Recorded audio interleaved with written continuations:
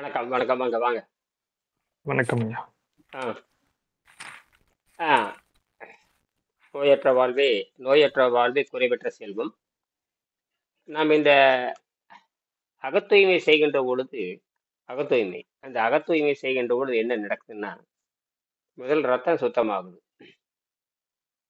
இடைவெளி, நீரை தவிர நம்ம ஏதாவது அருந்தாம இருக்கின்ற பொழுது முதல்ல அது அகத்தூய்மை நடக்குது. அகத்தூய்மை நடக்கிறப்ப என்ன ஆகுதுன்னா, முதல்ல சிறுநீரகம் முதல்ல அது சுத்தமாகுது. நிறைய பேர்த்துக்கு பார்த்தீங்கன்னா, இந்த சிறுநீரக கோளாறு வர்றதுக்கு காரணமே உணவு திருட்டு இருக்கிறது தான். அப்ப இந்த சிறுநீர் தன்னுடைய வேலையை ஒழுங்கா செய்யாது. சிறுநீரகம் தன்னுடைய வேலையை ஒழுங்கா செய்ய ஆரம்பிக்குது. அது மிகப்பெரிய வேலை. அது என்ன சொல்றாருன்னு கேட்டீங்கன்னா, இந்த நம்ம அகத்தூய்மைன்னு சொல்றோம், அவங்க ஃபாஸ்டிங் சொல்றாங்க. உண்மையாலுமே இது அகத்தூய்மை தான், நியமம். பல ஆயிரம் ஆண்டுகளாக இந்த தத்துவத்தை கண்டுபிடிச்சவங்க சித்தர்கள். இதை வந்து நியமம் சொல்றாங்க, இதை ஃபாஸ்டிங் சொல்றாங்க, சுத்தம்னு சொல்றாங்க. டாக்டர் அர்னால்ட் அக்ரெட் அந்த அகத்தூய்மையை சொல்லுகின்ற பொழுது அவர் ஃபாஸ்டிங் சொல்றாரு, நோன்புன்னு சொல்றாரு. உடம்ப உணவு பழக்கத்தை விட்டுட்டாவே அது பேர் நோன்பு. உணவு பழக்கத்தை விடுதல், இது உணவு பழக்கத்தை விடுறதா. நோன்புனாவே உணவு பழக்கத்தை விடுதல்னு அர்த்தம். அது இந்த மேற்கு நாட்டு மக்களுக்கு உணவு மேல நம்பிக்கை இருக்கிறதுனால தப்பா எழுதிட்டு போயிட்டாங்க. மருத்துவமே தப்பா மாறிடுது. வெளிக்காயங்களுக்கு தான் நம்ம மருத்துவம் தேவையை தவிர உள்காயங்களுக்கு மருத்துவம் தேவையில்லை. அவரவர்கள் உள்காயங்களுக்கு மருத்துவம் பண்ணிக்கலாம். வெளிக்காயங்கள், வெளி ஏற்படும் விபத்து, மற்ற வெளி மற்ற வெளியே ஏற்படுகின்ற காயங்களுக்கு தான் பிறர் உதவி தேவை. அதுக்கு நம்ம மருத்துவத்தை ஒருத்தருக்கு அடிபடுது போகுது வருதுன்னா வெளிக்காயங்களுக்கு தான் அலோபதி மருத்துவம். அது மருந்து மருந்து மருந்து இதுதான் அடிப்படை. அப்ப வெளியில் ஏற்படுற காயங்கள் நடக்கலாம், அது ஒரு 2 விழுக்காடு 3 விழுக்காடு. ஆனால் உள்ளே ஏற்பட்டு காயங்கள் ஏற்பட்டு சாவறதா 100க்கு 99 பேர் இருக்கிறோம். ஆக அந்த உள்காயங்கள் அப்படியே காரணம் உணவு பழக்கத்தின் காரணம். இந்த ஆதி காலத்துல மனிதன் பசியை போக்குவதற்கு நீரை மருந்தாக அருந்தணுங்கிற எண்ணம் இல்லாம போயிடுது. அது இயற்கையை பண்ண சதிதான் அது. அவன் நீரை மருந்தாக இருந்திருக்கு, அவன் போதைப் பொருளை நாடுறான். வயிற்றுல அந்த உணர்வு வந்து போதைப் பொருள் நாடுறான். அந்த போதைப் பொருள் தான் அவன் கண்டுபிடிச்சது எல்லாமே. அவன் கண்டுபிடிச்சது பூரா போதைப் பொருள் தான். தண்ணீர் போதைப் பொருள் கிடையாது. அது மையமா மாறுது, நடுவனா மாறுது, தூய்மையாக மாறுது, குற்றம் இல்லாம பண்ணிவிடுது. மனிதனை தூய்மையான நிலை கொண்டு முன்னும் இல்லாம பின்னும் இல்லாம ஒரு பூச்சிய நிலையில், ஒரு மைய நிலையில் அவனை கொண்டு வச்சிருது. ஆனா என்ன பண்றா, ஆதி காலத்து மனிதன் இந்த பசிக்கு நீர்தான் மருந்துன்னு தெரியாம கண்டதை சாப்பிட்டு உடம்புக்கு எடுத்துக்கிறான். அது கடைசியில் அந்த மரணத்துல கொண்டே விடுது. இப்ப மரணம் ஏன் நிகழ்குதுன்னா, உணவை தின்று ரத்தம் கெட்டு போய் சாகுறாங்கிறது இயற்கையில் இருக்கிற ரகசியம். இந்த மரணம் இல்லைங்கிறது ரொம்ப சிம்பிள். மரணம் இல்லைங்கிறது ஒரு வேலையும் கிடையாது. சுத்தப்படுத்திட்டோம்னா அது சமாதிக்கு போகுது, விருப்ப மரணத்துல போகுது. எப்படி விருப்பப்படி வாழ்ற மாதிரி இந்த பசியும். அப்ப மரணம்ங்கிறது ஒரு இயற்கையான ஒண்ணு. என்னன்னு கேட்டீங்கன்னா, அது சமாதி தான் மரணம்ங்கிறதே தவிர வேற ஒண்ணுமே இல்லை. இப்ப மரணம்ங்கிறது இயற்கையில இல்லைன்னு தெரிஞ்சு போச்சு. இவன் வந்து இந்த பசி என்னன்னு தெரியாம, பசிங்கிறது எந்த காரணம், பசிக்கு எந்த குறிக்கோளும் கிடையாது, பசிக்கு எந்த குறிக்கோளும் கிடையாது. பசிங்கிறது ஒரு ஒரு இடத்துல பொதுவா இருக்கிற இடமும் கிடையாது. பொதுவா இந்த இடத்துல தான் பசிக்குதுன்னு சொல்ல முடியாது. பசி என்பது அது வந்து மெய் வாய் கண் மூக்கு செவி அத்தனை சார்ந்தது. ஆகவே இந்த இடத்துல தான் பசின்னு சொல்ல முடியாது. அதனாலதான் பசித்திருன்னு சொல்றதுக்கு கண்டபடி பொருள் எடுத்துட்டாங்க பல பேர். பசித்திருன்னு சொல்லணும், அப்ப கண்டபடி பொருள் எடுத்து நகமா போயிட்டாங்க. பசைங்கிறது அது பொதுவானது. அது வயிற்றுல சுரக்கிறப்ப அதுக்கு மருந்து வந்து தண்ணீர் தான். பசிங்கிற உணர்வு எந்த தீமை இல்லாத பொருளான தண்ணீரை அவன் அருந்தி இருக்க வேணும். அதை அருந்தாதனால திங்கிறான், மனம் போனபடி திங்கிறான். அந்த மனம் போனபடி திங்கும் பொழுது அது அது அந்த பொருள் அனுபவிக்கிற மாதிரி ஆகி போச்சு. அதாவது பசி என்பது தீர்க்கப்படணும், ஆனால் பசிக்கு நொறுங்க திங்கிறப்ப அது அனுபவிக்கிற மாதிரி ஆகிப்போச்சு.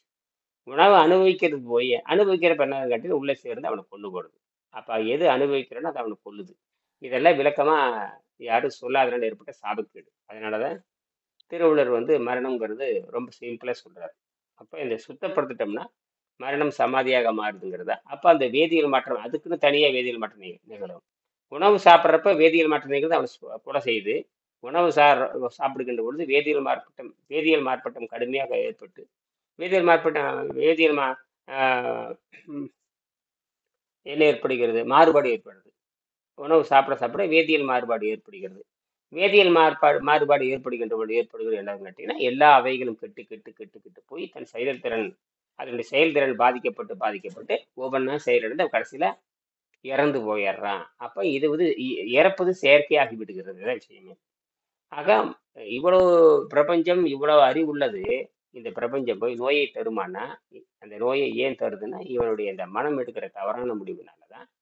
பசிக்கு நீரை மருந்தாக அருந்த வேண்டும் என்பது போய் உணவை கூட மருந்தா அருந்துறது இல்லை. உணவை கூட அவன் மருந்தா இருந்திருந்தா கூட ஓரளவுக்கு தப்பிச்சிருப்பான். அந்த உணவை கடுமையா திங்க ஆரம்பிச்சுட்டான். அங்கதான் கடுமையான தண்டனை கொடுக்க ஆரம்பிச்சிருச்சு.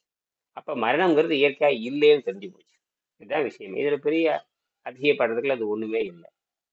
இதை புரிஞ்சுக்கிட்டு அப்ப இந்த சுத்தமாக சுத்தமாக சுத்தமாக சுத்தமாக பசிங்கிறது அது ஒண்ணும் இல்லை அப்படின்னு ஆயிடும். இதெல்லாம் புரிஞ்சுக்கிறதுக்கு ஒரு 15 வயசு மேலதான் புரிஞ்சு கொள்ள முடியும். அதனாலதான் 15 வயசுக்கு மேலதான் புரிந்து கொள்ள வேண்டும் என்பதற்காகத்தான் இந்தியாவில் என்ன பண்ணாங்க, அவங்க குடும்ப பழக்கம் காரணமா 15 வயசு இருக்கிற ஆணைய பெண்ணையும் வந்து அவன் பெரிய பையன் ஆயிட்டான், பெரிய பொண்ணு ஆயிட்டான், அவன் வயதுக்கு வந்துட்டான் அப்படின்னு சொல்றாங்க. அவன் சுயமா சிந்திக்கக்கூடிய தன்மையுடையவன், சுயமா இயங்கக்கூடிய தன்மை உடையவன், இனப்பெருக்கத்துக்கு அவன் தயாராயிட்டான். இப்படி எல்லாம் பல்வேறு வகையான பொருளை தான் வந்து அவன் பெரிய மனிதன் சொல்றாங்க. இதெல்லாம் இந்த இந்தியாவுக்கு மட்டும்தான், மற்ற நாட்டில் அதெல்லாம் கிடையாது. எல்லாம் மாட்டிக்கிட்டாங்க எல்லாரும். அதனால ஒழுக்கமா போயிட்டு இருந்தது. அப்ப அந்த சிறு குழந்தையில் இருக்கும் பொழுது பிறந்த உடனே 5 வயசு வரைக்கும் அம்மாட்ட வளர்றான். அதுக்கப்புறம் அவன் போய் செய்முறை கல்வி குருகுலத்து கல்வியில போய் சேர்த்து விடுறாங்க. அந்த 17 வருஷம் வரைக்கும் அங்கதான் இருக்கிறான். அவனை தீர்மானிக்கிறது, நல்லது கெட்டது தீர்மானிக்கிறது, சொல்லித்தரது, திருமணம் எல்லாமே ஆசிரியர் பொறுப்பு தான். ஆசிரியர் இல்லாம எதுவுமே நடக்காது. ஆசிரியர் தான் வழிகாட்டி, ஆசிரியர் தான் திருமணம் பண்ணிப்பான், ஆசிரியர் தான் என்ன தகுதி, எல்லா கலைகளும் அவன் தான் சொல்லிக் கொடுப்பான். எல்லாம் குட்டிச்சேவராய் நாசமா போயிடுச்சு. சரியா? கேட்கலாம் நீங்க. கேட்கலாம். அதான் அது என்ன சொல்றாருன்னு கேட்டீங்கன்னா, ஆங்கிலத்துல சொல்லுவாரு, as long as the waste as long as as long as the waste is in the circulation, you feel miserable during a fast. As soon as it is through the kidneys, you feel fine. அதாவது விஷத்தின் சிறுநீர் மூலமாகத்தான் விஷம் வெளியேறுது, அதனால நீங்க புரிந்து கொள்ள முடியும் அப்படிங்கிறாரு. அப்போ கிட்னி ஃபெயிலியர் காரணமே, மற்ற எல்லாத்துக்குமே காரணமே நோய் தான். அப்போ அந்த தண்ணீரை மருந்தாருங்கிறப்ப முதல் சிறுநீரகம் தூய்மை அடையுது. அதான் பெரிய விஷயமே. நீங்க ரத்தத்தை இன்னைக்கு சாப்பிட்ட உடனதுக்கு அப்புறம் ரத்தம் கெட்டு போகுது. சாப்பிட்ட உடனதுக்கு அப்புறம் ரத்தம் கெட்டு போகுது. அந்த ரத்தத்தை சுத்தப்படுத்துற வேலை தான் சிறுநீரகமே தவிர, ரத்தம் சுத்தமாயிட்டுதுன்னு வச்சுக்கோங்க, அங்க சிறுநீரகம் ஓய்வு எடுத்துக்குது. அப்ப சிறுநீர் பிரிக்காது. ஒருத்தருக்கு சிறுநீர் பிரிஞ்சாவே ரத்தம் கெட்டு போச்சுன்னு அர்த்தம். சிறுநீர் பிரிஞ்சாவே என்ன அர்த்தம்? சிறுநீர் பிரிஞ்சாவே என்ன அர்த்தம்? ஒரு மனிதனுக்கு தொடர்ந்து சிறுநீர் பிரிஞ்சுட்டே இருந்தேன் ரத்தம் கெட்டு போச்சுன்னு அர்த்தம். ரத்தம் சிறுநீர் போயிட்டே இருந்தேன்னு அவன் இறந்துருவான்னு அர்த்தம். அப்ப சிறுநீர் பிரியறதுன்னா என்ன அர்த்தம்?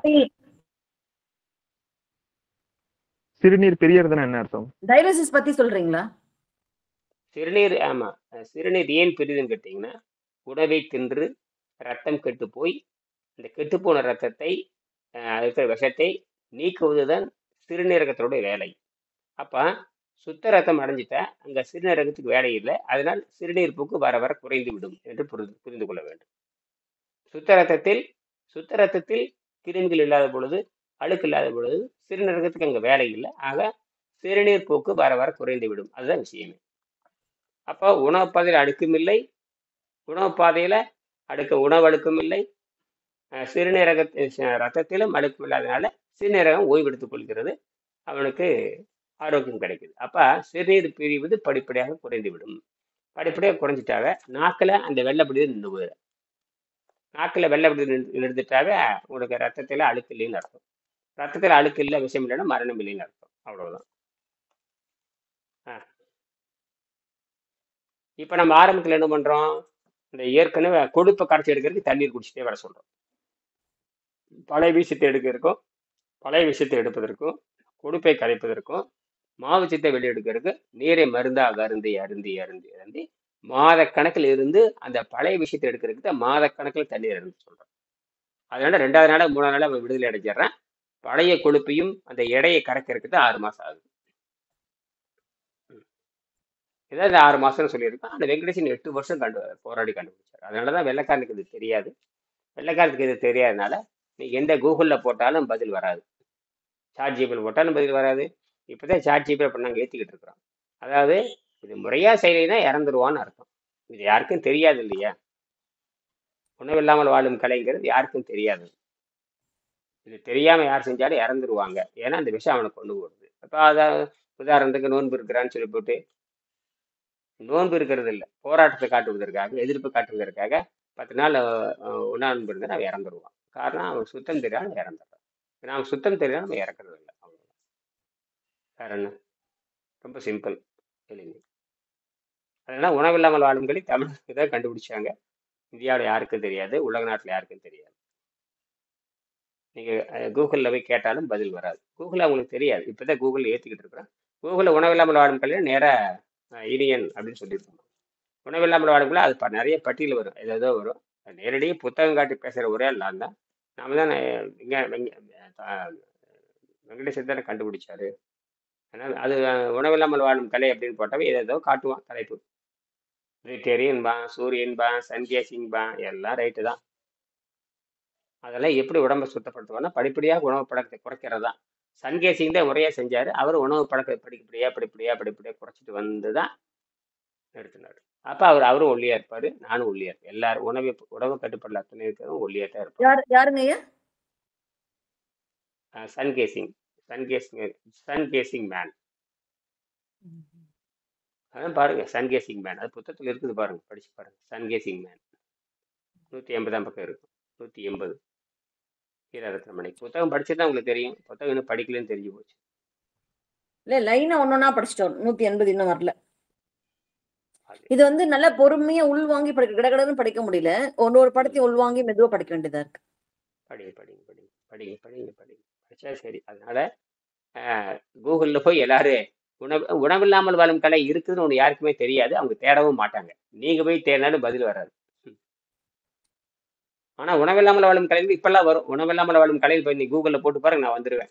போட்டு பாருங்க, உணவில்லாமல் வாழும் கலையில் போட்டாலும் சரியே, இல்லை art of living without food போட்டால் வந்துடுறனா இல்லையா? வரீங்க. அது எப்படி வருது? பேசி ஏத்தி எல்லாம் தானாவே ஏறிக்கு. அதெல்லாம் தானாவே ஏறிக்கு. இப்ப பேசுறதெல்லாம் ஏறிட்டு இருக்கு. லோடு பண்ணி ஏற்றி விட்டுறல இல்லையா? வெவ்வேறு தலைப்பில் கொடுக்குறேன். இன்னைக்கு பாரு, கூகுளில் போய் இது யூடியூப்ல போய் நீர் மருத்துவம் 942 தான் கொடுத்துருக்குறேன். அங்கே உணவில்லாமல் வாழும் கலைன்னு கொடுக்கல, நீர் மருத்துவம் 942 தான் கொடுத்துருக்குறேன். 940 மட்டும் தலைப்பு கொடுக்குறப்ப உணவில்லாமல் வாழும் கலைன்னு கொடுப்பேன். உணவில்லாமல் எப்படி போட்டாலும் அது ஏறிக்கிட்டே இருக்கும். என்ன தலைப்பில் போட்டாலும் என்ன, எல்லா தலைப்பிலுமா பொதுவாக யூடியூப்னுடைய இது வந்து நீர் மருத்துவம் யூடியூப்னுடைய என்ன வந்து லிங்க் வந்து நீர் மருத்துவம் 942. உணவில்லாமல் வாழும் கலையில் போட்டால் வருவேன், நீர் மருத்துவம் போட்டால் வருவேன். நீர் மருத்துவம் போட்டால் நான் வந்துடுவேன். வாட்டர் டைட் ஒரே ஒரு சஜஷன் ஐயா, ஒரே ஒரு நினைப்பு வருது. அதாவது இப்ப நம்ம டெய்லி இதை பேசுறோம் இல்லையா, இதை பத்தி பேசிட்டு இருக்கிறதுனால ஒரு நோயை பத்தியே நம்ம அதை பேசிட்டே வருவோம். சோ அப்ப நீங்க யூடியூப்ல போடும்போது அந்த நோயோட தலைப்பு போட்டுட்டு ஓட்டர் டயட்னு போட்டுருங்க, ஓட்டர் மெடிசன் போட்டுருங்க. சோ எல்லாருமே கண்டிப்பா வந்து பாத்தீங்கன்னா கூகுள்ல வந்து எல்லா நோய்க்குமே மெடிசன் தேடிக்கிட்டே இருப்பாங்க டெய்லியும்.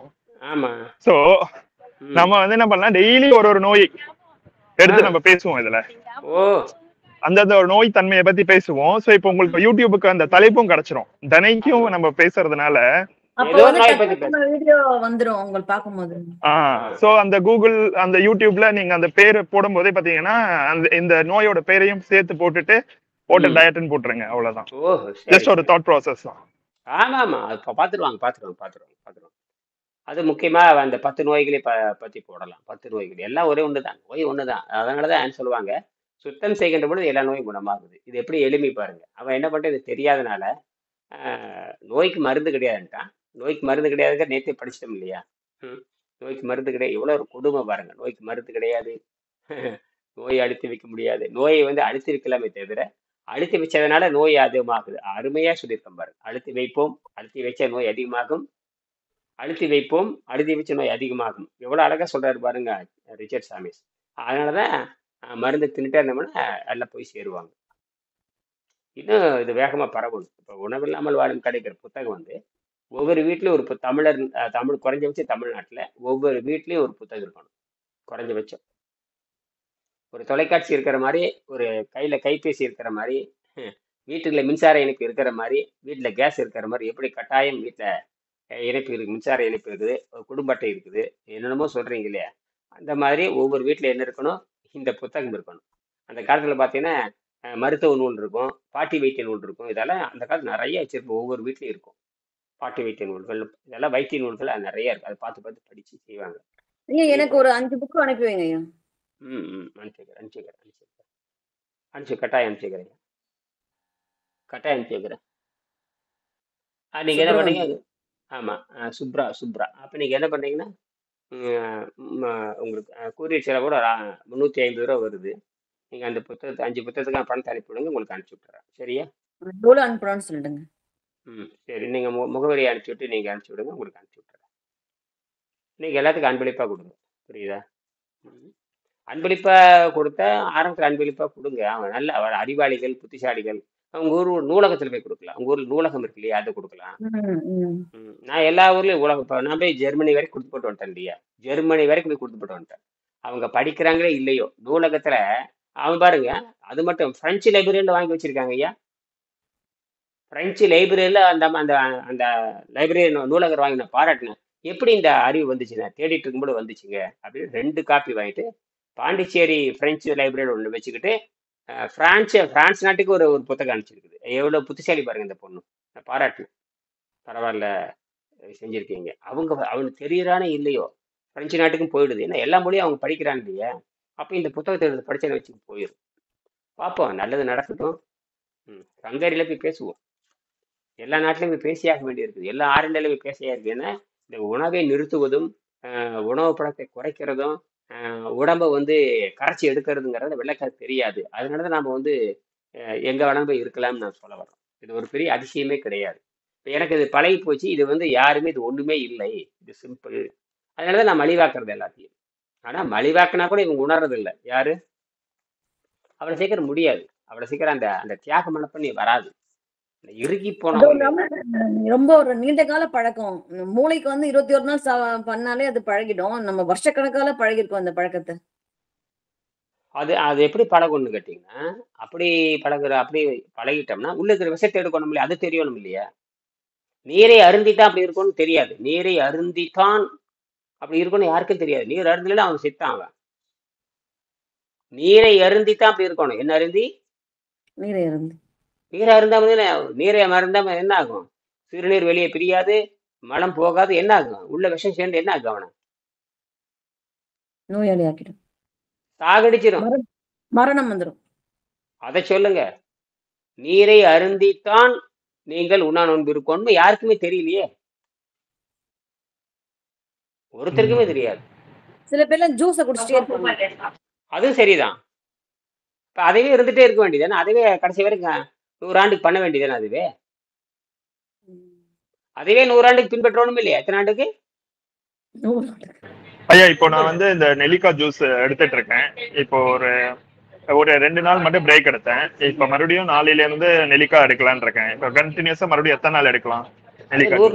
100 நாள் கூட எடுக்கலாம். நீங்க இருக்கிற வரைக்கும் எடுக்கலாம். தண்ணி அருந்திட்டு தண்ணி நெல்லிக்காய்ச்சி ஒரு சத்தம் கேட்டே இருக்குது. எங்க ரயில்வே ஸ்டேஷன் நிக்கிறீங்களா? பரவாயில்ல. தண்ணியும் எலுமிச்சை தண்ணியும் நெல்லிக்காய்ச்சாறு, தண்ணியும் நெல்லிக்காய் அப்படியே போயிட்டு 100 வருஷத்துக்கு இருக்க வேண்டியதானே? 200 வருஷத்துக்கு இருக்க வேண்டியதானே? எதுக்கு திடப்பொருளுக்கு வேணும்? ஒரு நாள் திரும்ப போக வேண்டியதுதான். சரிங்க. அப்ப நான் நெல்லிக்காய் அடுத்து வந்து ஒரு 30 நாளைக்கு அப்படியே போட்டே போங்க. ஒண்ணும் ஆகாது. அப்படியே குறைஞ்சுக்கிட்டே வரும். சரிங்க. போயிடலாம் கொஞ்ச நாள். ரொம்ப எளிமை. ஜூஸ் ஏதோ தண்ணி குடிச்சிட்டே இருக்கும்போது வேலை பண்ண வேண்டியதா இருக்கு இல்லையா? அப்போ வந்து என்ன ஆட்டோமேட்டிக்கா நமக்கு ரொம்ப டயர்டா ஃபீல் பண்றோம். ஒன்னும் ஏதோ வயிறு காலியா இருக்கும், ஒண்ணுமே வேலை பண்ண முடியாம ஒரு மைண்டும் ஒரு மாதிரி ஆயிடுது, உடம்பும் டயர்டா தெரியுது. வேலை செய்யாம இருந்தா தெரியாது போல இருக்கு, பட் வேலை செய்யறதுனால இது மாதிரி தெரியுது. அது ஜஸ்ட் நம்ம மைண்ட் தான் ஸ்டார்டிங்ல. பட் ஆனா அதுக்கு கூட வந்து வேற எதுனா மில்லர்ல வந்து நம்ம பேரிச்சம்பழம் சாப்பிட்டுக்கலாம். ஐயா சொன்ன மாதிரி வந்து வேர்க்கடலை சாப்பிட்டுக்கலாம்.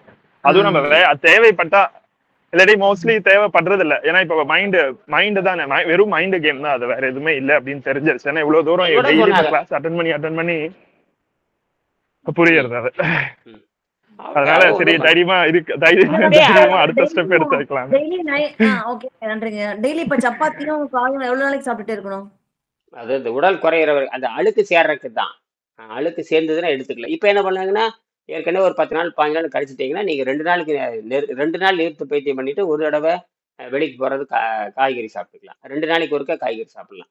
2 நாள் நீர் பயிற்சி அல்லது திரவ பயிற்சி. ஏதோ ஒரு திரவ பயிற்சி, நீர் பயிற்சி. நீர் பயிற்சி பண்றது ரொம்ப நல்லது. நீர் பயிற்சி பண்ணி இருந்தா தான் சீக்கிரம் குணமாகும். சீக்கிரம் உடம்பு அப்புறம் இந்த கரையும். மாலை 6 மணிக்கு அப்புறமும் தூங்குற வரைக்குமா நீர்ப்பயிற்சி இருக்கணுமா? ஆமா, ஆமா செய்யலாம். ஒரு இடைஞ்சல் இல்லாம மாதிரி பண்ணிக்க. தூக்கத்துக்கு கெடுக்காத மாதிரி பார்த்துக்கணும். நிறைய தண்ணியெல்லாம் குடிச்சீங்கன்னா தேவையில்லாம இப்போ எந்திரிச்சு. எனக்கு அது நைட் ஷிஃப்ட் மாறி மாறி வந்துட்டு இருக்கு. இப்ப நைட்ல நான் முடிச்சிருக்க வேண்டிய ஒரு கட்டாயம் இருக்கு. அன்னைக்கு பாத்தீங்கன்னா திரவ உணவு சாப்பிடாம வெறும் லிக்விடா எடுக்கிறது இன்னும் நல்லது எனக்கு. ஏன்னா அன்னைக்கு மட்டும்தான் எனக்கு வந்து வெயிட் போடுற மாதிரி எனக்கு ஃபீல் ஆகுது. ஏன்னா லாஸ்ட் டைம் அங்கதான் தப்பு நடந்தது. ஏன்னா நைட் ஷிஃப்ட் ஒர்க் பண்ணும்போது தான் வந்து நைட்ல முடிச்சிருக்கிறதுனால வந்து டைஜஷனும் கம்மியா இருக்கும். பிளஸ் வந்து சாப்பாடும் நமக்கு வந்து சாப்பிட்றதுனால சாப்பாடு அப்படியே ஸ்டோர் ஆயிடுச்சு உடம்புல. அப்படிதான் வெயிட் இன்க்ரீஸ் ஆச்சு. சோ இந்த வாட்டி அதான் நைட் ஷிஃப்ட் போறதுனால வந்து உணவுங்கிறது எதுக்கு நிறைய திங்கன்னு கேக்குற. வாயில ஒரு ஸ்பூன் போட்டா முடிஞ்சது. அது எதுக்கு நிறைய திங்குறீங்க? அதான் கேள்வியே. அது எதுக்கு நிறைய திங்குச்சு? யாரு நிறைய திங்க சொன்னாங்கன்னு கேட்டு இப்படின்னு வாயில போட்டா முடிஞ்சு போச்சு. அது எதுக்கு நிறைய திங்க? ஏற்கனவே சாப்பிட்டு வயிறு பெருசா எடுத்துக்கோன்னு நினைக்கிறேன். அந்த அளவுக்கு போடணும். அது நைட் ஷிஃப்ட்ல நம்ம கொஞ்சமா சாப்பிட்டா கூட பாத்தீங்கன்னா அது டைஜஷன் ஆகுறதே கிடையாது சுத்தமா. ஏன்னா சாப்பிட்டுட்டு தூங்குறோம். ஐயா சொன்ன மாதிரி சாப்பிடணும்னு அவசியமே கிடையாது. இப்ப நைட் ஷிஃப்ட் வேலைக்கு போயிட்டு வந்தாச்சுன்னா சாப்பிடணும்னு தோணவே தோணாது. பட் ஆனா ஏதோ நான் ஃபோர்ஸ் பண்ணி சாப்பிட்டுட்டு இருந்தப்போ. பட் ஆனா இப்ப பயிற்சியின் மூலயமா நமக்கு என்ன தெரியுதுன்னா, வேலைக்கு போயிட்டு வந்து ஐயோ சாப்பிடணுமே அப்படின்ற கவலை வேணாம். அந்த தண்ணி மட்டும் குடிச்சிட்டு படுத்துற வேண்டியதான். மின்சாரம் போயிடுச்சு. அடங்கப்பா. சரி சரி பேசுங்க. மின்சாரம் போயிடுச்சு. மூஞ்சி இருட்டா தெரியுமே. மூஞ்சி இருட்டா தானே தெரியும். மின்சாரம் திடீர்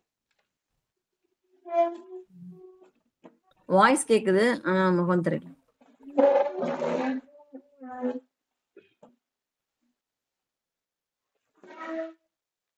ஒரு லேசா தெரியுதா?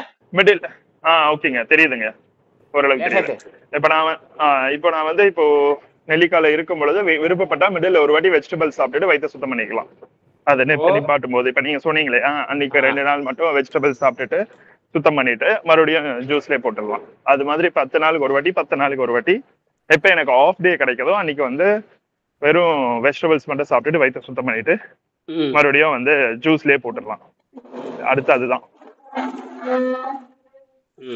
அப்படிதான் இருக்கலாம்னு இருக்கேன். ஏன்னா வெயிட் ஓரளவுக்கு வந்து நின்றுடுச்சு. இப்ப ஸ்டாப் ஆயிடுச்சு. இப்ப பாத்தீங்கன்னா 76 78 79 இருந்தது. 76க்கு வந்துருச்சு. 76 வந்துருச்சு. இதே தண்ணியில போட்டு பாருங்க. எப்ப குறைவில்லையா தண்ணியில போட்டு பாருங்க. ஏதாவது வெயிட் கண்டுபிடிச்சாங்க. நம்ம கரெக்ட் ஆயிட்டோம்னு எப்படி தெரியும்? கரெக்ட் ஆயிட்டோம் அப்படி சொல்லி கரெக்டா எடைக்கு வந்துட்டோம்.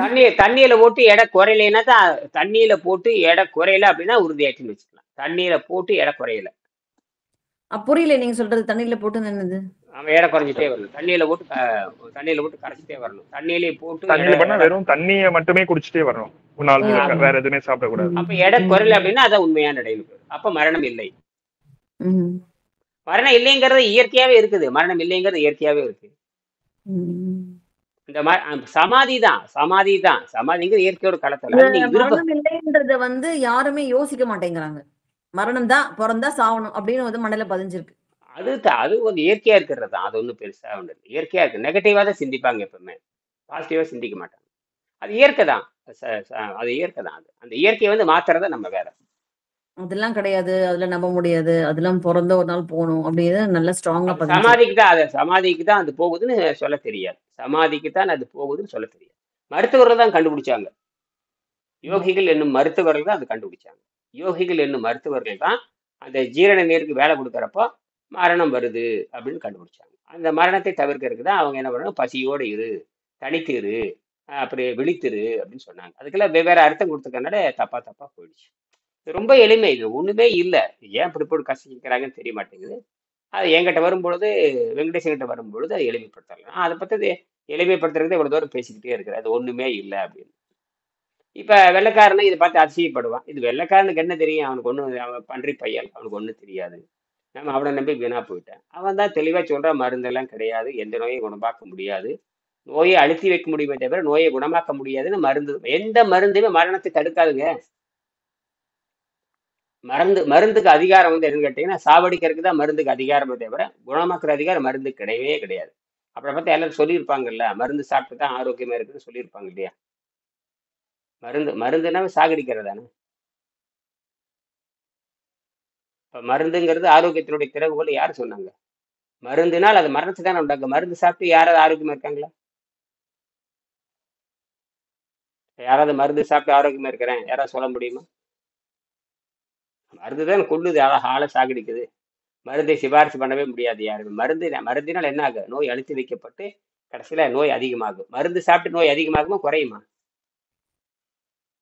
மருந்து அதிகமா சாப்பிட்டு சிம்டம்ஸ் ஃபர்ஸ்ட் சிம்டம்ஸ் குறையிற மாதிரி குறைச்சு அதை வந்து சப்ரஸ் தான் பண்ணியிருக்குமே தவிர அப்புறம் வேற எதுனா ஒரு நோய் அறிகுறியா காட்டும். அது இந்த உங்களுக்கே நோய் போட்டு தெரியுமில்ல, அந்த நோய் வந்துடும். மருந்து மாத்திரை திங்க, மருந்து திங்க திங்க திங்க நோய் அதிகமாயிட்டு கடைசியில் எங்க போய் சாகற? உங்களுக்கே தெரியுது இல்ல? நான் ஒரு வீடியோல கேட்டேங்க, பில்கேட்ஸ் ஐயா வந்து டெய்லி 250 டேப்லெட் சாப்பிடுறாராம், எப்பவுமே இளமையா இருக்கிறதுக்கும் நீண்ட நாள் சாவாம இருக்கிறதுக்காகவும் ஆராய்ச்சி பண்ணிட்டு. அது எது தெரியாது, நமக்கு அதை பத்தி தெரியாது. அவன் செத்துதான் தீருவான். எத்தனை பொய்யா இருக்கலாம், மெய்யா இருக்கலாம், அதெல்லாம் வந்து எப்படி? அவனுக்கு என்ன தெரியும்? அவனுக்கு என்ன தெரியும்? அவனுக்கு என்ன தெரியும்? அவனுக்கு ஒன்றும் தெரியாது. உடலை பத்தி ஒன்றும் தெரியாதவன் போய் நாமே பேசணும். ஏதோ கதையாத நிறைய. அப்புறம் நிறைய பேர் அப்படி பண்ணாங்க. அவன் பேர் இன்னொருத்த என்னமோ ஒருத்தன் இருந்தான், கூத்தாடி ஒருத்தன் தான், நடனம் ஆடிட்டே இருப்பான், அவனும் ஒருத்தான், அவனும் அப்படித்தான். மருந்து இன்னொரு கூத்தாடி இருந்தேன். எல்லா கூத்தாடிகள் அப்படித்தான் பண்றாங்க. அவர் சினிமா கூத்தாடிகள். அப்புறம் அப்புறம் இந்த இப்படி நிறைய பேர் கற்பனை, அதெல்லாம் பொய் நிறைய இருக்கலாம். சாப்பிடாம இருப்பேன், அவன் ஏதோ பண்றான். அவன் பேர் என்ன, மைக்கேல் ஜாக்சன் கூட இந்த மாதிரி மருத்துவம், எப்பவுமே மருத்துவர் இருந்துட்டே இருப்பாங்க அப்படின்னு சொல்லுவாங்க. இதெல்லாம் நிறைய கற்பனைகள். அதெல்லாம் அது இந்த கதாநாயகத்தன்மை. அது என்னது? கதாநாயகத்தன்மை. தான் ஒரு வீரன் அப்படின்னு நினைச்சுக்கிறது. தான் ஒரு வீரன். வீரன் எதிர வீரன், எதிர வீரன், ஆரோக்கியத்துல வீரனா? சிக்கு சீரணிஞ்சு சாக வேண்டும்ங்கிறது இருக்குது. சீரண நேரை அறிய வேண்டும், பசி தாக்கத்தை அறியல அப்படின்னா போட்டு எறிஞ்சிடும். சாப்பிடுதல் என்பது வேறு, ஆரோக்கியம் என்பது வேறு. அதுக்கு விளக்கமே தெரியலையே. நல்ல வேலை அர்னால்டு வந்து கண்டுபிடிக்கல, அப்படின்னா சித்தர்களை தெரியாமையே போயிருக்கு. இவ்வளவு சித்தர் நூல்கள் இருக்குது, இவ்வளவு யோக நூல்கள் இருக்கு, இவ்வளவு இருக்குது. அர்னால்டு எகரட் மட்டும் ஜெர்மனியில் தோன்றி இருக்காவிட்டால் நாம் யாரை புரிந்திருக்க முடியாது? திருலோகச்சந்தர் என்னங்க கேட்டீங்க? புரிஞ்சிருக்க முடியும். நீங்க சொல்லுங்க. வெங்கடேசன் ஐயா தோன்றி, வெங்கடேசனோட காரணம், வெங்கடேசன் யாரை பத்தி ஆராய்ச்சி பண்ணாருன்னு கேட்டீங்கன்னா, அர்னால்டு 95 விழுக்காடு அங்கதான். 5 விழுக்காடு தான் எனக்கு திருக்குறள் ஞானம் கிடைத்தது. எனக்கு ஒரு ஆசிரியர் என்று சொன்னால், குரு என்று சொன்னால் அர்னால்டு எகரட் எனக்கு குரு அப்படின்னு சொல்றாரு. சரி, அர்னால்டு எகரட் தோன்றவில்லை என்று சொன்னால், அர்னால்டு எகரட் தோன்றாமல் இருந்தால் நம்ம யாரை புரிந்திருக்க முடியாது? இந்தியாவில் இருக்கிற எந்த யோகிகளையும் புரிந்திருக்க முடியாது. ஒண்ணு குப்பைக்கு போயிருக்கு. என்ன, திருமந்திரம் குப்பைக்கு போயிருக்கோம், திருக்குறள் குப்பைக்கு போயிருக்கோம், எல்லா நூல்களும் குப்பையதுக்கு போட்டிருப்போம். ஐயா, நான் ஒரு 15 வருஷம் முன்னாடி இந்த புக் வாங்கினேங்க. என்ன புத்தகம்? உயிர் காக்கும் உபவாசம், மருந்தின்றி நோய் நீக்கும் மருத்துவம். என்ன சொல்றான் அதுல? இதேதான், உபவாசம் பத்தி தான் சொல்றாரு டாக்டர் ஏவிஜி ரெட்டின்னு சொல்லி. ரெட்டி. ஆமா ஆமா, அவன் இயற்கை உணவு சாப்பிட சொல்றான். நாம் என்ன சொல்றேன்? தொடர்ந்து நாம வந்து நீர் பயிற்சி, தொடர்ந்து நீரை மருந்தாக கருதி காற்றில் வாழ்கின்ற யோக முறை, பரிணாம அறிவியல் முறை, மரணத்தை விழுகு, அதெல்லாம் சைடு எஃபெக்ட் வந்து செத்து போயிடுவான். அந்த இல்லையா, என் உயிரோட இல்லையே, இறந்துட்டாரு. ஏன் முக்கிய அடைஞ்சிருக்கணும்? சும்மா. ஆமா, அது தெரியாது அவங்களுக்கு. எல்லாம் புரோட்டா தின்னு செய்த புரோட்டா திங்கிறாள் தானே அந்த ஆளு. சாதாரண உணவு திங்கிறவன் தான். இப்ப நாம் சாகக்கூடாதுன்னு சொல்ல மாட்டோம். சாதாரண உணவு திருடி சாக வேண்டியது. நீரை மருந்தாக அருந்தி நீரை நிறுத்தி காற்றை நிறுத்தணும். காட்டு நிறுத்தி அதில் வாழணும். இது அவங்களுக்கு அந்த மாதிரி ஆயிரக்கணக்கான புத்தகம் இருக்கு. இயற்கை உணவு புத்தகம் ஆயிரக்கணக்கு அப்போ இருக்குது. அர்னால்ட் ஐயா வந்து அந்த மாதிரி அவரு பழக்கிருக்காரு. நீர்ல அவரு அவரு அவர் வந்து அவரு தான் நீர் மருத்துவத்தை உலகத்தை அறிமுகப்படுத்துறாரு. நீர் மருத்துவத்தை உலகத்தை அறிமுகப்படுத்துறது அவரு தான். நீரே மருந்தா கருத சொல்லி யாருமே சொல்லல. 2 பேர் தான். ஒண்ணு வந்து அர்னால்ட் ஹெக்ரேட்டு, அப்புறம் திருவள்ளுவர். இந்த 2 பேர் யாரு இந்த 2 பேர் தான் சொன்னாங்க. நீர் மருத்துவம் ஒண்ணு இருக்காதே. இயற்கை மருத்துவம் சொல்லிருக்கு. நீர் மருத்துவம் எங்கேயுமே இருக்காது போதானே. நீர் மருத்துவங்கிற பேர்ல உலகத்துல வைத்தியமே கிடையாது. உலகத்துல நான் மட்டும்தான் கொண்டு வர்றேன்.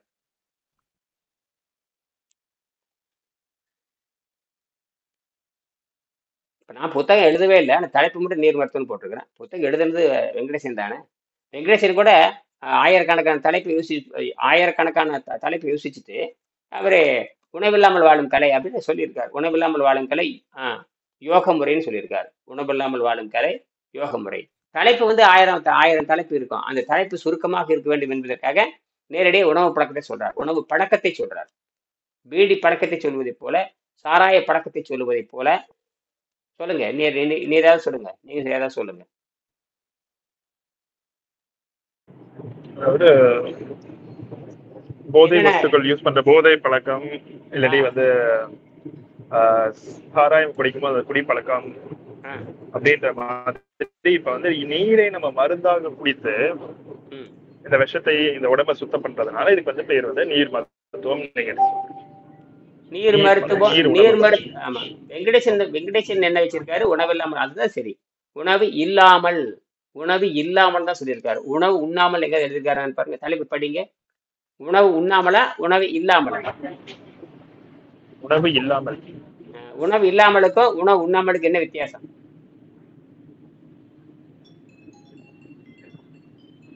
உணவு இருந்து சாப்பிடாம இருக்கிறதுக்கு உணவு உண்ணாமல் அர்த்தம்.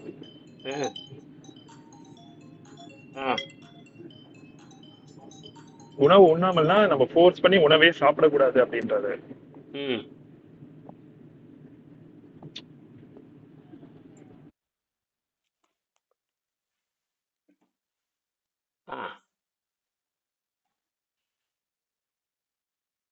உணவு இல்லாமல் என்றது உணவு இருந்தும் அதை எடுக்க வேண்டிய அவசியம் இல்லாம போறது.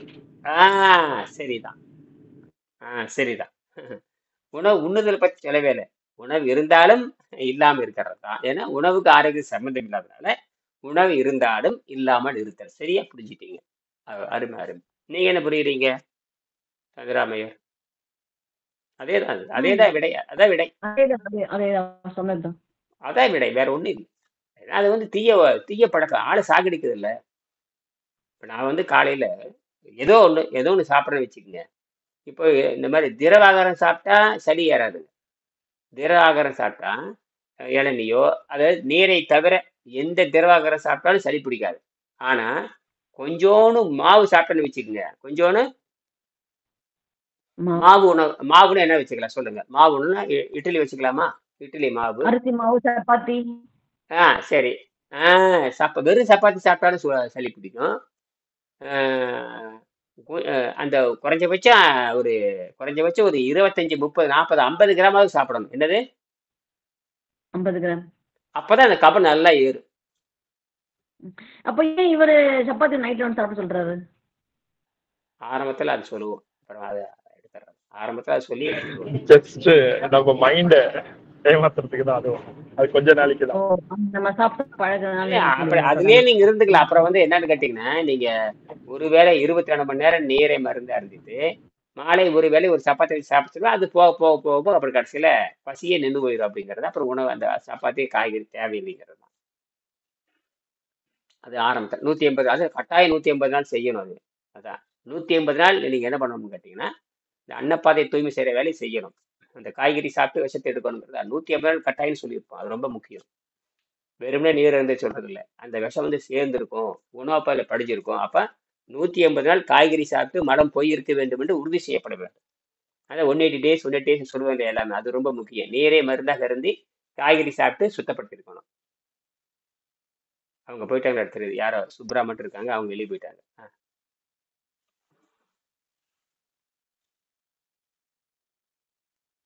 இன்னும் 2 நிமிஷம் இருக்கு, பேசலாம்.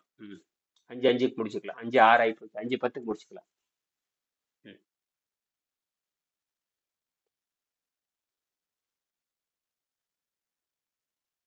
இன்னும் 2 நிமிஷம் பேசலாம். அது கேள்வி வந்து கேட்கலாம். சரி, அந்த மாதிரி தலைப்பு பண்ணிக்கலாம் இல்லையா? அதே மாதிரி பண்ணிக்கலாமா? அது இப்போ கூட போட்டுறேன். இப்போ சிறுநீரக நோய்க்கான மருத்துவம் இப்பவே நான் போட்டுறேன். இப்போ பதிவாயிட்டு இருக்கு இல்லையா? ஓகே சிறுநீரகத்துக்கான சூப்பர். அதான் கிட்னி ஃபெயிலியருக்காக ஹவு டு கிட்னி சிறுநீரகத்துக்கு குணமாக்குறது எப்படி? கிட்னி ஃபெயிலியர் ஹவு டு அப்ப சால்வ் த அப்ப கிட்னி ஃபெயிலியர். இப்போ கிட்னியை பத்தி பேசணும்னா அப்போ அதோட இது வந்து இப்போ மெயின் வந்து ஏன் கிட்னி ஃபெயிலியர் ஆகுது அப்படின்ற கேள்வி வருது. உணவின் விஷம் அதிகமா இருக்கறனால அது பிரிக்க முடியல. சளி அதிகமாயிடுச்சு. என்னது? சளி அதிகமாயிடுச்சு. சளி அதிகமாகி என்ன இப்ப சளியும் நச்சுத்தன் அதிகமானது சிறுநீரகம் வேலை செய்ய மாட்டேங்குது. கொழுப்பு அது நிறைய இருக்குது. என்னது? கொழுப்பும் அதிகமாயிடுச்சு. சளியும் அது பாருங்க, starch fat, old medicine starch fat, old medicine பழைய மருந்து அது உள்ள சேர்ந்துக்குச்சு. அப்புறம் ஸ்டார்ச் சேர்ந்துக்குச்சு, கொழுப்பு சேர்ந்துக்குச்சு, எல்லாம் சேர்ந்து உடம்புல தங்கிடுது. சரியா? அப்போ இப்போ இவனுக்கு என்ன பண்ணணும்னு கேட்டிங்கன்னா, இவனுக்கு நீரை மருந்தா என்ன பண்ணணும்? நீரை ஒரு நாளைக்கு சிறுநீரகம் கெட்டு போனவன், சிறுநீரகம் பிரிக்காதவன் தண்ணீரையும் குடிக்க முடியாது. அவன் ஒரு நாளைக்கு 400 ml மேல குடிக்க முடியாது. என்னது? 400 ml மேல குடிக்க முடியாது. அந்த 400 ml கூட 20 தான் பிரிச்சு குடிக்கணும்.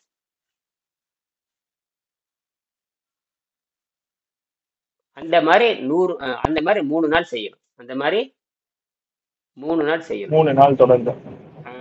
அப்ப என்ன ஆகுதுன்னா, ஏற்கனவே சேர்ந்தது போற சிறுநீர் அப்படியே கட்டும் மஞ்சளா பிரிய ஆரம்பிக்கும். கட்டும் மஞ்சளா அந்த 3 நாளுக்கு அப்புறம் கொஞ்சம் காய்கறி சாப்பிட்டு அந்த மலவாயை சுத்தப்படுத்திடணும். காய்கறி சாப்பிட்டு இங்க இருக்கிற விஷத்தையும் இறக்கிடணும். அவன் தற்காலிகமா இந்த மலவாய் வந்து குறைஞ்சபட்சம் 2 நாளைக்கு வரைக்கும் கட்டாயம் ஒரு 4-5 நாளைக்கு அவன் மலவாய் சுத்தப்படுத்தணும். இந்த புழுக்க வந்து இறுகி போய் காஞ்சி போன செங்கல் மாதிரி, சுட்ட செங்கல் மாதிரி இறுகி போய் கிடக்கும். மலம் வந்து எப்படி இருக்கும்? சுட்ட செங்கலை போல இறுகி போய் புழுக்கமா மாதிரி கிடைக்கும். அதை என்ன பண்ணணும்னா, தற்காலிகமா அவனுக்கு என்ன பண்ணணும்னா, அந்த மலவாயை சுத்தப்படுத்தணும். மலவாய் வந்து அடைச்சு போய் கட்டணும், கல்லு மாதிரி. அப்ப தற்காலிகமா என்ன பண்ணணும்? 2 நாளைக்கு ஒருக்கா ஒரு 4-5 தடவை பண்ணணும்னு வச்சுக்கங்க, சரியா போயிடும். தற்காலிகமா இதெல்லாம் பண்ணியாகணும். 3 நாளைக்கு ஒருக்கா கொஞ்சம் இவ்வளவு காய்கறி சாப்பிட்டா, அவன் நிறைய திங்கவும் கூடாது, இவ்வளவுதான் காய்கறி சாப்பிடணும். அந்த விஷயத்தை இறக்கி விடுறது. அவன் வெளிக்கு போனாலும் பரவாயில்ல, அப்புறமாடி 3 நாள் நீரை மருந்தாரு. அந்த ஒரு நாள் வந்து அவன் 400 ml மேல குடிக்க கூடாது.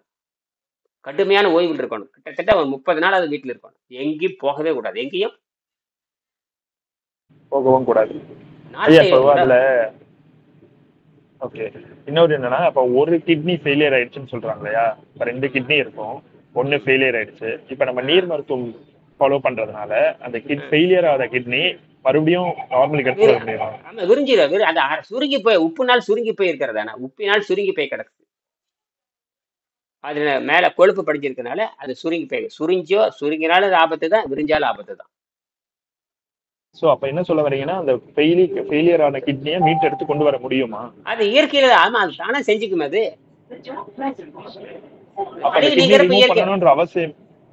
கிட்னி ரிமூவ் பண்ணணும்ன்ற அவசியமே தேவையில்லை. அப்படியெல்லாம் இயற்கையில கிடையவே கிடையாது. இவனுக்கு தெரியாம எடுத்துட்டு இருக்கிறாங்க, தவறா செஞ்சுட்டு. அப்ப இது எவ்வளவு பெரிய புரட்சி தெரியுமா? ஏன்னா இப்ப கிட்னி ரிமூவ் பண்றதுதான் ஃபேஷன் ஆயிடுச்சு. இப்ப உடம்பு சரியில்லை, கிட்னி போயிடுச்சு, சிறியர் எடுத்ததுக்கு அப்ப யாரும் உயிரோடு இருக்க மாட்டானு, மாடு கொஞ்ச நாள் செத்துருவான்ல, இறந்துதானே தீரணும். மறுபடியும் நோய், கடுமையான நோய் வந்து இறந்துருவானு. அது மாத்திரை என்ன இறந்துதான் தீரணும். கிட்னி டிரான்ஸ்பிளான்டேஷன் தேவையே இல்லையா? பண்ணி தேவை பண்ணினாலும் ஆரோக்கியம் இருக்க முடியாது. அவன் விஷமாத்தான் இருப்பான், நச்சு போல இறந்துதான் தீருவான், கொஞ்ச நாள் இறந்துருவான். அந்த விஷமெல்லாம் என்ன பண்ணுவீங்க? தப்பிச்ச மாதிரி அவனை கொள்றதுதான். நீர் மருத்துவம் எடுத்தா வந்து கண்டினியூஸா எடுத்துக்கிட்டே வந்தா அந்த கெட்டு போன கிட்னியை நம்ம வந்து சரி செய்யணும். அதுதான் அதனுடைய வேலை. நீ ஓய்வு வயிற்றுக்கு 36 மணி அந்த 72 மணி வயிற்றுக்கு ஓய்வு கொடுக்கறப்ப மறுகட்டமை பண்ண ஆரம்பிக்கும், தங்கறது பூரா சரி பண்ண ஆரம்பிக்கும். அந்த விஷத்தை பூரா வெளியே எடுக்க ஆரம்பிக்கும். விஷத்தை வெளியே எடுக்கிறப்ப அது தன்னா விரிஞ்சுக்குது, சுருங்கிறது விரிய ஆரம்பிக்குது. அதனுடைய செயல்பாட்டை தற்காலிகமாக நிறுத்தி இருக்குது, அவ்வளவுதானே. செயல்பாட்டை தற்காலிகமாக நிறுத்தி இருக்கல. அந்த உள்ளக்கிற உணவு விஷம் தான், உணவின் விஷனால்தான் செயல்பாடு மறுக்குது. நீ சொல்ல மாட்டேங்கிறீல்ல, உணவின் விஷத்தினாலதான் அது இருக்குது. அந்த உணவின் விஷத்தை எடுக்க தெரியல. அந்த எடுக்கிறதுக்கு வயிற்றுக்கு ஓய்வு கொடுத்தா நின்று போகும். வயிற்றுக்கு ஓய்வு கொடுத்து நம்ம முதல்ல என்ன வந்து விஷத்தை வெளியேற்ற ஆரம்பிக்குது. அது ரொம்ப சிம்பிள் தானே, இது ஒண்ணுமே இல்லையே. அப்ப இந்த கிட்னில கல்லு ஸ்டோன்னு சொல்றாங்கல்ல, அது எப்படி அல்ல இதே தான். குணப்படுத்துறது? அது நீங்க இந்த இதே 3 நாள் பயிற்சி கொடுத்தோம்னா 100 நாள் இந்த 3 நாள் நீர் பயிற்சி பண்ணோம்னா அடிச்சுட்டு வெளியே போயிடும். அப்ப எல்லா கல்லு அந்த தண்ணியிலே கிளியர் ஆயிடும், வேற ஆமா எதுவுமே சாப்பிடாம. ஆமா, நீ சாப்பிடாம விட்டீங்கன்னா அது வெளியே போயிருமே. நீ சாப்பிடறனால சாவு எல்லாமே அதுதானே. உணவு திங்கிற உணவு தான் விஷம். இது உணவு என்ன வேணாலும் மாறும். பல லட்சம் கோடி நோயாக மாறும், பல லட்சம் கோடி நோய்களாக மாறும். இதுக்கு மேல ஒண்ணுமே கிடையாது.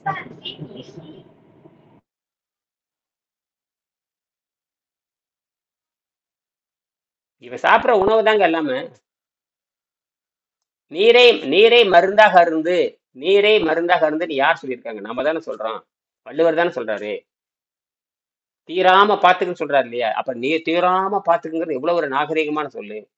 அருந்தியது அற்றது, அருந்தியது அற்றது போற்றி உள்ளின். அது அருந்தியது அற்று போகின்ற காரணத்தினால் அதை போற்றி, அது பாதுகாத்து மீண்டும் அருந்துங்கிறாரு. தண்ணீர் மட்டும்தான் விஷத்தை உண்டாக்காது. தண்ணீர்ல எதுவுமே இல்லை. தூய தண்ணீர் தான் விஷத்தை உள்ளே செலுத்தாது. தூய தண்ணீர் எதுல செலுத்தாது? ரத்தத்தில் விஷத்தை செலுத்தாதனால, ஏற்கனவே இருக்கிற விஷத்தை கூட்டிட்டு வரனால திரும்பி உள்ள செலுத்தாது, ஏற்கனவே இருக்கிறது கூட்டிட்டு வந்துடும்.